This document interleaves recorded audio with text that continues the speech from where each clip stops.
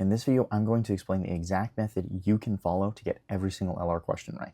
And it doesn't matter the difficulty, question type, or convoluted language that exists that LSAT likes to throw at you. But first, who am I? Hey, I'm Daniel.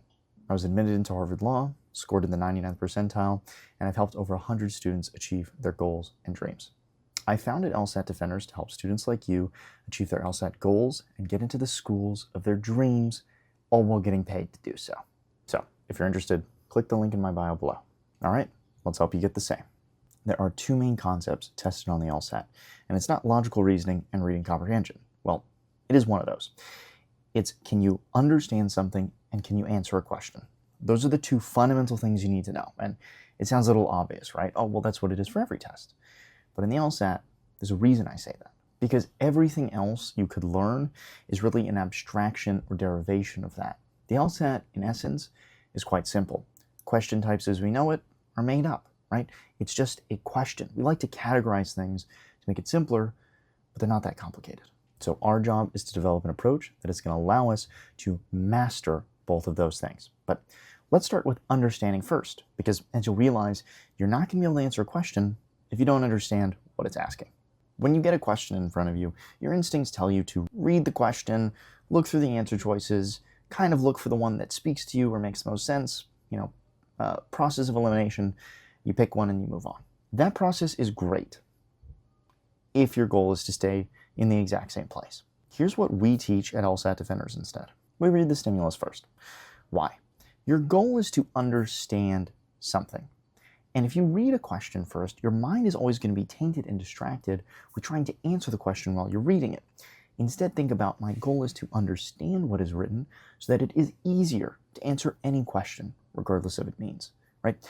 Reading the question first is only going to slow you down. But thankfully, I'm not just going to leave you high and dry when it comes to reading.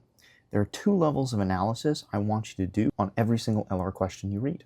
It's macro and micro. Let's start with micro first. To understand micro, we have a nice little abbreviation here. I call it YOWS. And all it stands for is your own words, separation, substitution, right? There's 5 different steps that are involved, but most questions aren't going to make you involve each and every one, but sometimes the tough ones do. YOW is pretty, self-explanatory. All it means is you want to take the words of the stimulus and translate it into your own words, things that make sense to you. And the rest of the steps in YOWS is designed to facilitate that process. So the first S, separation. What does that mean? Well, separation is taking a sentence, right? Because often the LSAT has long, convoluted sentences, and breaking it up into pieces. That way, you're focused on understanding each concept individually before you move on to trying to understand the whole thing. And once you're able to separate each piece, you move on to substitution, which sometimes you're going to need. The idea is the LSAT is going to talk about brain chemistry and pharmaceuticals and neurons and all these confusing concepts. We want to take it from the confusing to the simple. We want to convert the examples that the LSAT uses and turn it into things that make sense to you and me. And sometimes that means using things like McDonald's or Burger King or simple examples and also numbers that are your own. That really helps as well. Now, before we get to an example of that, I have a little ask. I'm planning on posting content like this once a week. So if you want to stay involved and make sure you get that content when it comes up, please like, subscribe, and hit the notification bell. It is going to help you stay in the loop and help me as well. Let's get to the example. Here's the stimulus. In the tech world, most computer programmers are paid a salary most would consider amazing. Wayne Enterprises has a host of employees who do high-quality work, and most of their employees are computer programmers that have various complicated tasks. So it is certain that there must be a computer programmer at Wayne Enterprises that is getting a salary most would consider amazing. Now, here's how I break down that stimulus using the YOWS method. We're going to start with separation first. Let's separate that first sentence first. The first half can be separated into its own piece, and when we use our own words, we could say it means most computer programmers is 51% or more of computer programmers. And the second half of that sentence would most consider amazing. When it comes to computer programmers, 51% or more of them get an amazing salary. We don't know what that is, but for now, we'll just put that there. Now, by doing that process, you'll notice it's a lot simpler and easier to understand, right? Instead of trying to understand the whole sentence at one time, focus on each half, and now you understand it as a whole. So then we move on to the next step, substitution. So I'm going to give you a few seconds. This is the stimulus. Try to break it down on your own, separate it into its pieces, and then use YOWs to think about what it means. Here's what I have. Tech companies pay 51% or more of their computer programmers an amazing salary. Wayne Enterprises has employees and 51% of them are computer programmers. At least one computer programmer in Wayne Enterprise gets an amazing salary. Again, notice how that breakdown is much easier to understand than the original stimulus tells you. If you just read those sentences, it's going to make a lot less sense than if you break it down and put it in your own words. Finally, substitution. Remember, we do this because the LSAT will often give us convoluted language, and our job is to translate that and make it easier to understand. And an easy way to do that is using our own examples. So for this question, instead of thinking about computer programmers and the tech industry, think about baristas and coffee shops. So here's a different version. Most baristas get an amazing salary.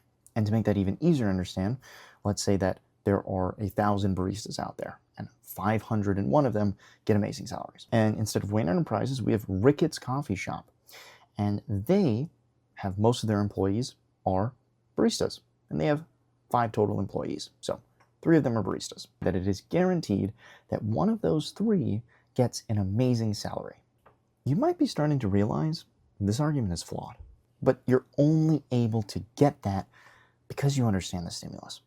Spending that time and breaking down the argument is not just because I like wasting time. It's because it's what allows us to break down the argument, find its flaws, and make it make sense. So now we move on to the macro step. The macro step is kind of 3 main parts. 1, what does the stimulus mean generally? 2, what does the argument mean, if there is one?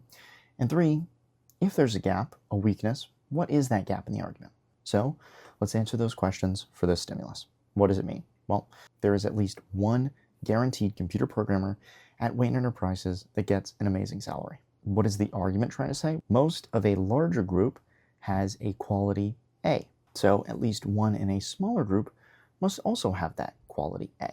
And as for the third question, yes, there is a gap. It is just not logically true.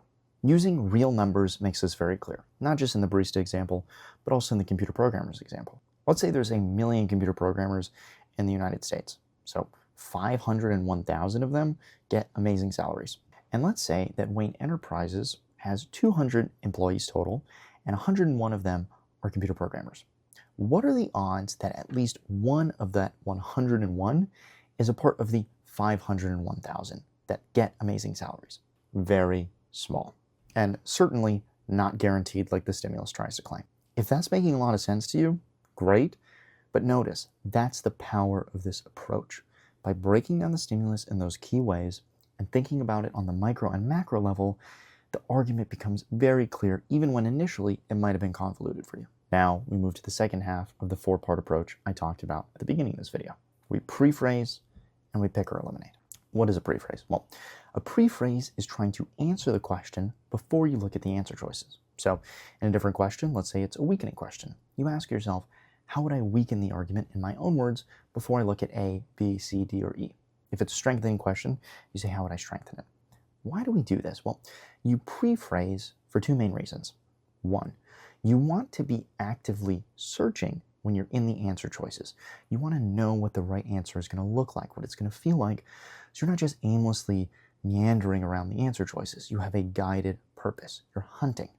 The second reason is that if you can't pre-phrase, it means you have to go back to the stimulus, right? You need to reread it, because if you can't come up with an answer to the question, you have no business being in the answer choices. One way you can think about pre-phrasing is treating the LSAT not like a multiple choice exam, but like a short answer exam. Think about if you had to answer the question, if you had to put it into 3 sentences, what would you write? If you can, move on. If you can't, go back. As for the 4th and final step, it's called pick or eliminate. It's super complicated. You just either pick an answer choice or you eliminate it. This is one of the things I push very hard on because it's one of the biggest mistakes that students make. When they're trying to answer questions, what often happens? You read A doesn't really make sense, and instead of picking it or eliminate it, you just move on to B, hoping that B makes sense. And then you get to B, and B sort of makes sense, so you like it, so you keep it. And then you get to C, and you kind of like it, but you don't really get it, so you're like, oh, maybe D. That process is not only illogical, but it doesn't help us grow. When we're studying and we're practicing, There is no point in getting a question right. Nobody cares, right? If you get a 180 on practice test, that's really cool, but you can't submit that to law schools. Your only goal when you're practicing questions should be to understand and to learn and to improve. And one of the ways we do that is by forcing ourselves to understand every single thing we're reading, because the next time when we get a different question, we're just going to be a little bit better at that process. This is the portion where we learn to solve questions, not just answer them. Because when you know why an answer choice is right when you pick it, you're learning. And when you know why an answer choice is wrong when you eliminate it, you're also learning. So let's see the question. This is the question for the stimulus that we just broke down. Take a few seconds, look it over, and see if you think you know what the right answer is. Again, this is a parallel flaw question. So we're trying to find the answer choice that matches both the argument and the structure. So it needs to have the exact same flaw as the original question, and it needs to also follow the same structure. Notice things can be out of order. That's totally fine. And as you're going to see, the answer choices talk about cats and being silly. It has absolutely nothing to do with the tech industry, and that's okay. Don't focus on the granular details. Focus on the overall argument structure.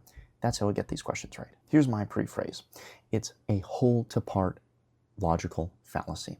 The argument is trying to say that because a larger group, the whole, has a quality A, that means that the smaller group, or the part, has the same quality, which is just not logically true.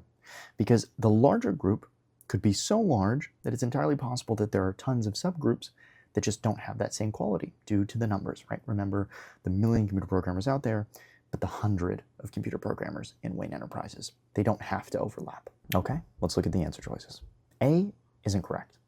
And it's incorrect because it says might and not must. A is actually a totally legitimate answer choice and sentences, and it could be true, right? But remember, that's not flawed. A actually isn't flawed. It's entirely possible that Sally could have a silly cat. But the difference is that in the stimulus about Wayne Enterprises, it said that they must, right? There's a difference there. That's why A is not the right answer. B is incorrect because it says most and not one. Again, this is a different flaw. B, unlike A, is flawed, but it's a different flaw from the stimulus. For that reason, it's incorrect. C is incorrect for the same reason as B. Again, it says all, which is not one, which means it is flawed, but it's a different flaw. And D is wrong for the same reasons as B and C.